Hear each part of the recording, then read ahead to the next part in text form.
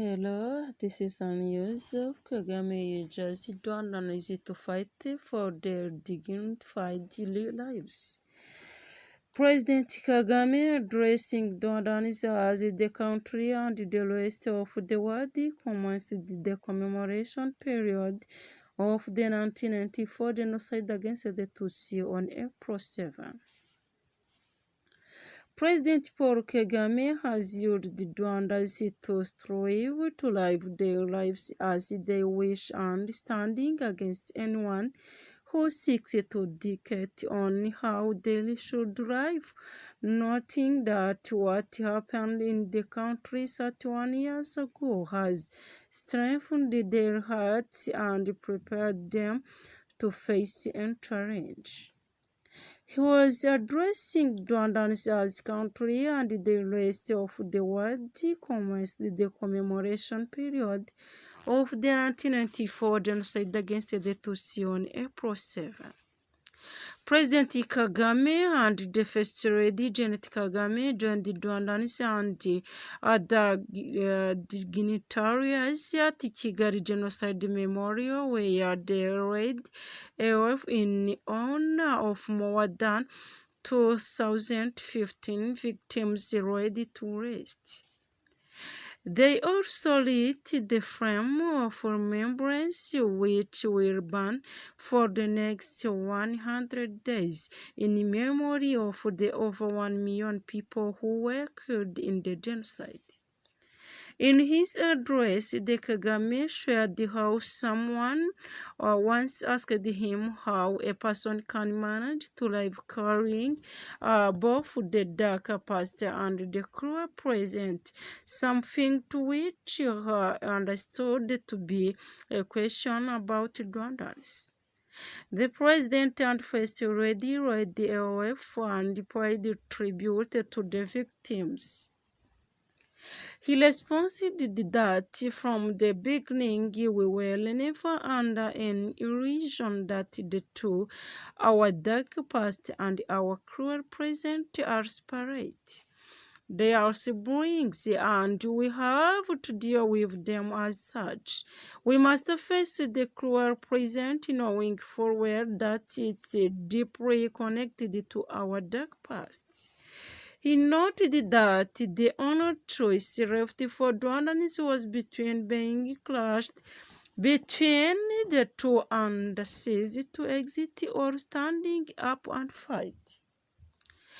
With survivors hope rooted in the resolve that the genocide will never happen again, the head of state reiterated that it won't reoccur because those who were responsible for that dark past will not try again or are not even trying now again. It will not happen again just because there will be people who will stand up and fight. It is not because there are fewer people who wish for us to perish or who would have wished for this country to disappear. How can people accept that? According to him, it is better standing up and fight with a risk of dying than not doing so, because there is a chance of surviving and living life as one deems, instead of giving up and letting people treat you as your life was a favor they gave you. No one owes your life. Runners don't owe your life to anybody. You have the courage to deal with the situation and the moment as it is. Don't offend anybody, but always fight for what is yours. Don't allow anybody to dictate to you how you should live your life, because the moment you accept it, that is the day you have lost your life. Kagame also addressed the other Africans who live under threats and risks of death on a daily basis while dehumanized and they accept it and they beg. I can't beg to live. I can't beg anybody or fight. If I lose, I lose. But there is a chance. There is a chance, a significant chance that if you stand up and fight, you will live and you will have lived a dignified life that you deserve, that anybody deserves. He pointed out that people who harm him because he stands and says things that challenge those who threaten people's lives because they have the power to kill him. It means that they are in fact killers. If I were to be there to just accept their things to happen, I don't think I would count myself as living anyway.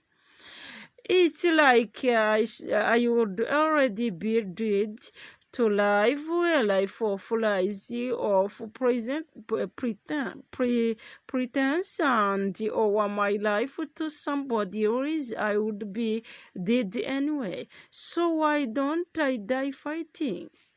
So you are Rwandans, why don't you die fighting instead of dying anyway? Just dying like flies. Why? He added, we have to live our lives, we have to live the way we went, and I tell anybody to his face to go to her. If anyone comes around and says we are going to sanction you, go to her. You have your own issues to deal with.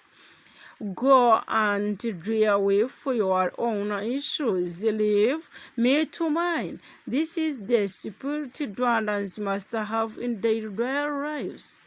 President Kagame, addressing Rwandans as the country and the rest of the world, commenced the commemoration period of the 1994 genocide against the Tutsi on April 7. By Danny Gatsinzi. Kagame also told the foreign partners that Rwanda should not misunderstand or mistreat Rwandans because we have had enough. However, he pointed out that the country is open and will to partner on basis of mutual respect. During the commemoration event, Jean Damascene Bizimana, Minister of National Unity and Civil Education, delved down the history of colonization, which led to ethnic division among Rwandans. And even after independence, the Belgians continued their divisive rule, condemning the plan. Genocide survivor and CEO urged trust. Fred Mutanguha shared his testimony on what life was before genocide against the Tutsi and how it claimed his parents and relatives to honor survival with his sister. He narrated how hatred and discrimination was systematically embedded in education system and even prepared young students with skills of making traditional tools which were later used as weapons of killing. After days of hiding in bushes, masquerading as someone who is just for survival and trekking long journeys. Like many other survivors, Mutanguha found rescue when he met two soldiers of Inkotanyi who told him, ntugipfuye, translating into you can no longer be killed, which was a message of hope he had longed for. He thanked the government of national unity that took every surviving child as its own and took care of them, providing them with support and education.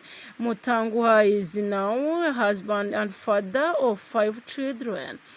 His work of coordinating activities at Kigali Genocide Memorial ensures that the country's history is well documented and taught of to every young Rwanda and foreigner who visit the memorial.